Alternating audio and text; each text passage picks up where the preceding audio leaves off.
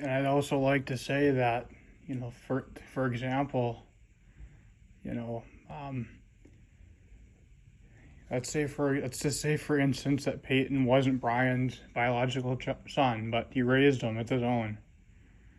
If that was the case, then you did a really good job. And I'll be honest with you about that. Irregardless, he does a lot better socially than me, a lot better. And I'll give credit where credit's due. I also think he's as smart as me, if not maybe even a little bit smarter. Obviously, he had the stick to itiveness to graduate college. And, congrats on that, by the way. But irregardless, it's really hard to not move on. And I can't move on, being wounded and not knowing why this happened. And I understand that obviously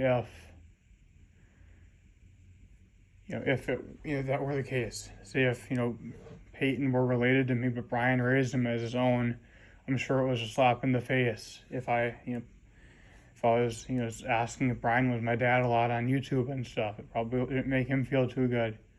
But obviously, if nobody says anything, I don't know what happened. That's why it's hard, not moving on with context.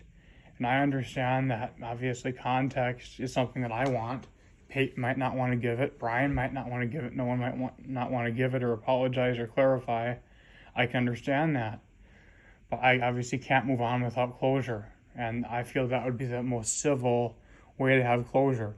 Because I feel like if I don't get civil closure, which would be the abdication of the apathetic status quo by them, I'd find a way to figure out where Gavin Sims is at and mess with him, because he's the one who said I'm a faggot and all that stuff. Maybe it was Payton using his name, but that's a name I can follow.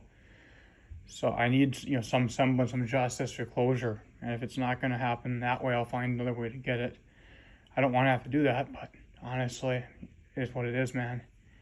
And like I said, it wasn't your biological. I'm sorry about that. You did a really good job with him, and he's really, really smart.